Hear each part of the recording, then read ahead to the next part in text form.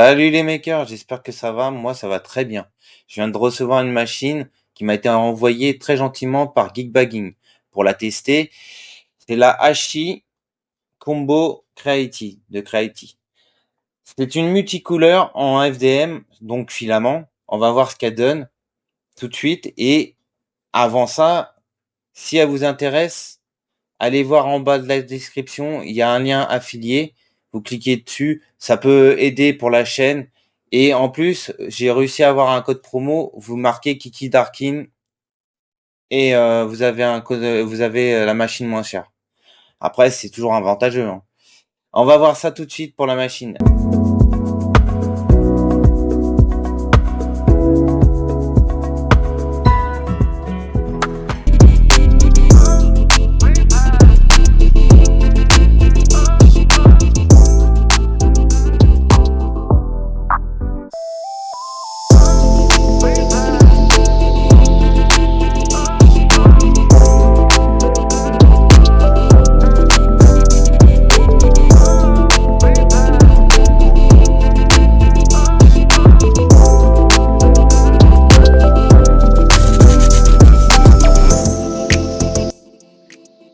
Bon, ce qu'il y avait dans le colis. Tout d'abord, il y avait le CFS. 4 bobines, qui est de qualité, assez gros. Après, nous avons un plateau de 260 par 260 par 300 avec l'axe Z, qui est aussi de qualité, vraiment costaud. Nous avons du PTFE, deux câbles pour relier l'imprimante avec le CFS, des instructions pour la machine et les outils, un câble d'alimentation, un peu de filament, mais vraiment un petit peu quoi. Creality aurait pu en donner un peu plus, surtout que c'est du multicouleur. Bon, ça fait un peu cheap, mais c'est pas grave. Sinon, le reste, ça respire la qualité. Elle est quand même assez lourde la machine pour ce type de machine là. Comme vous pouvez voir, le plateau est vraiment bien emballé. Il y a des serflex qui le tiennent. J'ai retiré tous les serflex. Là, je vais mettre le corps Z sur le plateau, sur la machine, bien sûr. Avec, il y a 4 vis en tout. Il y a 2 vis au niveau du plateau et 2 vis à l'arrière du corps Z qui vient se fixer. Dans l'ensemble, tout est facile à faire. C'est du plug and play. Il y en a pour maximum 15 minutes ou 20 minutes. Et on voit que la machine, après le montage, est vraiment costaud. C'est vraiment la machine est vraiment très costaud. Et puis même le poids, vous allez voir si elle vous intéresse quand vous allez la recevoir à faire un certain poids.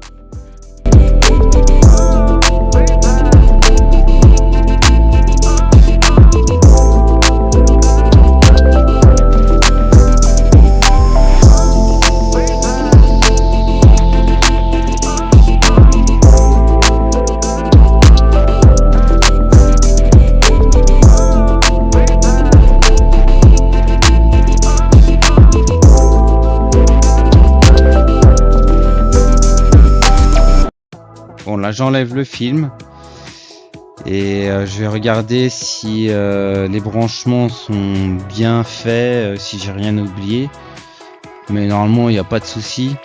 Là je l'allume, voir, elle va faire un check-up qui va être assez long. Il y a le CFS qui va s'allumer. Là il va voir qu'il n'y a pas de bobine, alors c'est normal. Mais par contre, la machine est assez longue à s'allumer. À chaque fois que vous l'allumez, il y a un peu de temps qui se passe, hein. C'est pas très réactif au niveau de l'allumage, mais bon, ça c'est pas un problème. Vous allez voir que l'écran est super beau, bien lumineux. On voit bien tout ce qui se passe. C'est super, franchement. Ils ont bien fait le boulot chez Creality, hein. Après, au niveau du firmware, c'est top, c'est bien. Il y a rien à redire quoi. Pour l'instant, j'ai fait des impressions nickel.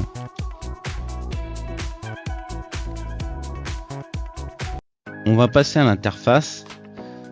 Le premier icône, c'est tout ce qu'il y a au niveau des fichiers, le local, l'USB drive, history. Là on est sur les history, c'est tous les fichiers que j'ai imprimés. Alors vous pouvez voir que j'ai fait quelques fichiers. Là c'est le USB, mais je m'en suis pas servi honnêtement. Là c'est ce qu'il y a sur la machine ou ce que j'ai déjà fait en fichier aussi. Là nous allons passer à l'autre icône, c'est les paramètres. Alors là il y a les ventilos, c'est pour régler l'intensité des ventilos même si elle fonctionne pas la machine. Après il y a matériel, c'est le CFS, c'est avec toutes les bobines qu'on peut voir. Alors là il y avait les couleurs que vous pouvez voir et la petite bobine qu'il y a sur le côté individuel qui est au-dessus de la machine que j'ai mis. Là c'est pour les moteurs, là c'est tous les mouvements. Alors le petit rond rouge que vous voyez, c'est pour désactiver les moteurs. Là vous avez le X, Y, Z, ça c'est pour lever, se servir, déplacer le plateau, tout ça. Après il y a aussi vers le haut vous voyez les millimètres que vous pouvez avancer. On va aller sur l'autre menu. Alors là vous avez les menus système. Premier sous-menu c'est l'éclairage de l'écran. Le deuxième menu c'est l'écran, les minutes d'activité de l'écran. On va dire quand voulez-vous que l'écran s'éteigne, au bout de combien de temps. Bon là il n'y a que deux langues, il y a chinois et anglais. Par la suite je pense qu'ils vont mettre les français et puis d'autres langues sur les mises à jour du firmware.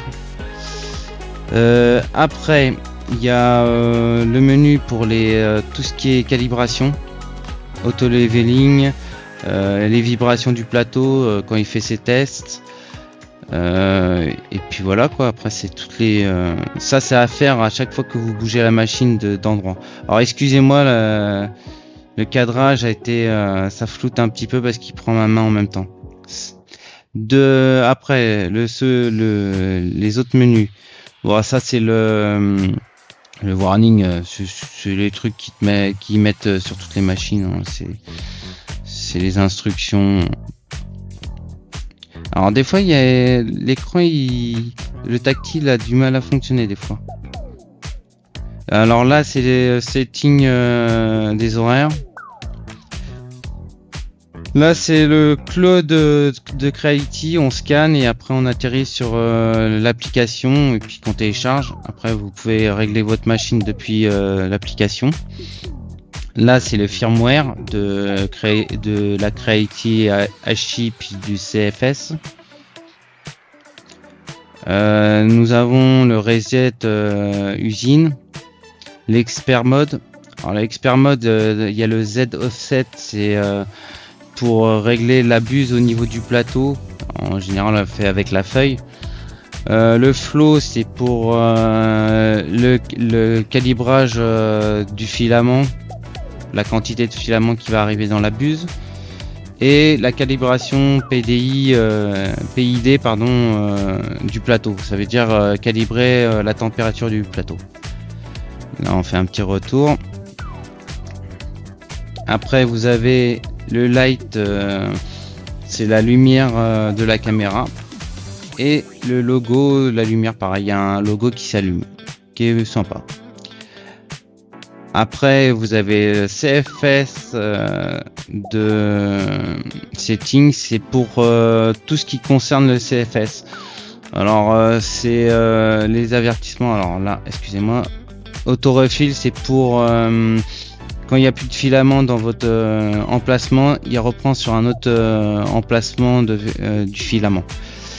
Détection de filament, start détection. Bon après ça c'est sur tous les systèmes de CFS ou de AMS Bamboo Lab. Bon bah là je crois qu'on a fait le tour de l'écran. Après il y a la caméra, mais bon ça vous savez ce que c'est, hein. Voilà, j'espère que ça règle quelques petites questions que vous avez, et puis si vous avez encore des questions, posez-les moi en commentaire. On va passer à la conclusion. Bon, nous sommes à la conclusion. Une très bonne machine. Là, je vous fais voir les pièces que j'ai sorties. Un petit poulpe avec les yeux gris et violets. Il n'y a aucune coulure au niveau des débordements au niveau du filament gris. Les articulations fonctionnent hyper bien. Il n'y a pas de dureté ou quoi. Ça veut dire que l'imprimante est super bien calibrée. Ça fait son job. Là j'ai fait une petite tortue avec la coque en guise de... c'est une plante en guise de coque. Et c'est super, moi j'aime bien ces petites tortues. J'ai mélangé les couleurs pour voir ce que ça donnait et franchement c'est top, hein. Là c'est un petit Top-Solot. Pareil, on a articulé. J'ai fait que du articulé pour voir s'il n'y avait pas de problème, mais même en vitesse rapide, c'est super. Ça nous donne un bon rendu. Le seul petit défaut que je peux lui accorder à cette machine, c'est la caméra. C'est pas la caméra en elle-même, c'est la lumière. Elle est hyper mal placée et pas assez forte. Ça veut dire que quand on met la caméra, on voit rien s'il n'y a pas une autre source de lumière. Si on est dans une pièce noire, et ben c'est même pas la peine de mettre la caméra, on verra que dalle. Après, il aurait été préférable qu'ils mettent un bandeau genre de LED sur l'armature de l'imprimante, ça aurait été mieux. Mais sinon, à part ça, c'est une super bonne machine, bien pour les débutants et même pour les expérimentés, c'est une machine top. Je vais vous laisser sur ça et n'hésitez pas à tapoter la petite cloche et à vous abonner.